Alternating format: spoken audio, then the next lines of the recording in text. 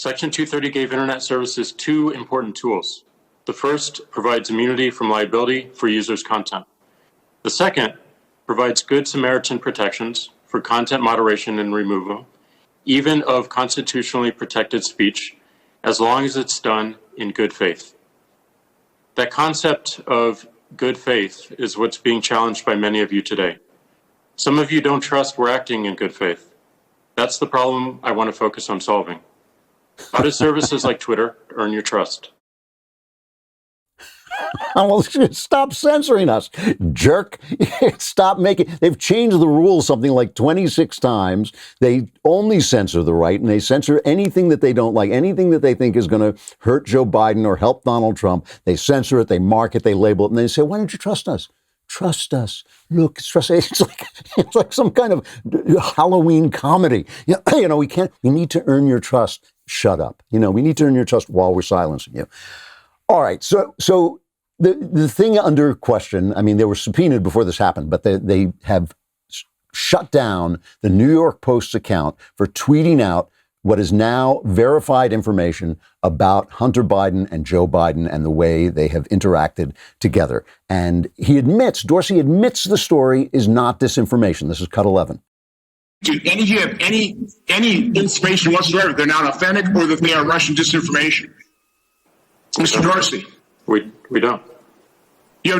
So why would you censor it? Why did you prevent that from being disseminated on your platform that is supposed to be for the free expression of ideas, and particularly true ideas? We believed it fell afoul of our hacking materials policy. And now he says, so why won't you give them their account back? And this is Dorsey's comment, cut 16. The New York Post is still blocked from tweeting 2 weeks later. Yes, they have to log into their account, which they can do at this minute, delete the original tweet, which fell under our original enforcement actions, and they can tweet the exact same material in the exact same article, and it would go through. It rubs the lotion on its skin or else it gets the hose again. That's it. Dorsey, you can tell by the beard, he's Buffalo Bill.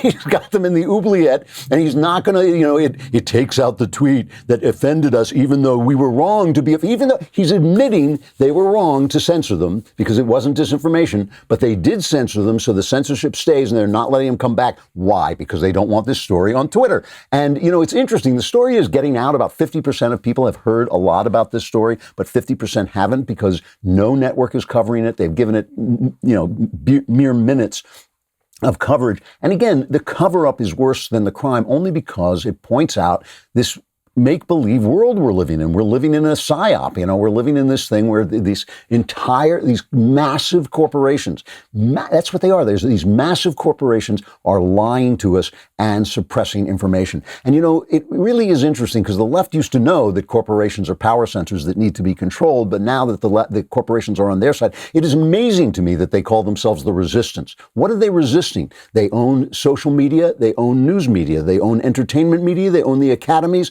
They have the deep state. They own the deep state. Donald Trump is the one guy on our side, but they're somehow the resistance. They're complete conformists. Ted Cruz really went after him. Here's play cut 19. Twitter takes the view you can censor the New York Post, you can censor Politico, presumably you can censor the New York Times or any other media outlet.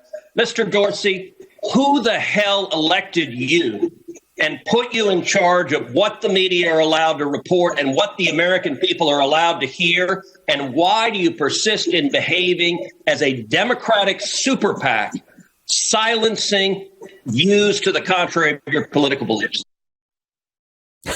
That's a good question. I don't know if they're going to follow it up and do anything. My son Spencer, no relation, was saying last night, he was saying they should subpoena the algorithms. So let us find out how they're running these things. But Dorsey just po-faced. I mean, he just sits there and he just, they don't even have good tech. I mean, the guy is a tech giant. He doesn't even have a good camera on his thing. Because he doesn't care. He doesn't care. He's too powerful. He's looking down these guys thinking like, you'll be gone. I'll erase you. I'm going to live forever. Look at my beard. I'll be here forever. Play cut 12. This is him and Cruz again. Does Twitter have the ability to influence elections? No. You don't believe Twitter has any ability to influence elections? No, we are one part of a broad spectrum of communication channels that people have. So you're testifying to this committee right now that Twitter, when it silences people, when it censors people, when it blocks political speech, that has no impact on elections? People have choice of other communication channels. Then Cruz said, so why are you censoring people if you're not having any effect? You know, Cruz is a much better prosecutor than Kamala Harris, by the way. He does this a lot better than Kamala Harris does. And Dorsey just denies that he denies things. He just denies that they've censored anybody. This Cut 13, we haven't censored the president. Why did you deny that platform via censorship to the U.S. president? We haven't censored the U.S. president. Oh, yes, you have. How many posts from Iran's terrorist Ayatollah have you censored? How many posts from Vladimir Putin have you censored?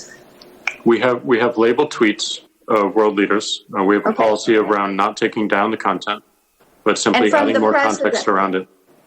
Okay. And the U.S. president you have censored 65 times. This is true. Media Research Center says that they say 64 times. Maybe there's one since their report, but they have censored or labeled the president's tweets 64 to 65 times, 64, 65 times. So he's just lying. And when she asks about the Ayatollah of Iran, the Ayatollah of Iran is tweeting that the Holocaust never happened. He's doing Holocaust denial, and they don't censor that. This is cut, 15. Somebody denying the murder of millions of people or instigating violence against a country as a head of state is not categorically falling in any of those three, misinformation or other categories Twitter has? Not misinformation, but we do have other policies around incitement to violence. So somebody denies the Holocaust has happened is not misinformation? It's misleading information, but we don't have a policy against that type of misleading information. The Jews, if it's against the Jews, but that's not covered. The Jew, it says you got to read the small print. The Jews is written in very small letters. You can say anything. You can't say anything false about Joe Biden, but the Jews, you can say. These guys, there's something wrong with them. I hope you enjoyed that clip from the Andrew Klavan Show. If you did, go ahead and hit the subscribe button so you stay up to date on all our future content.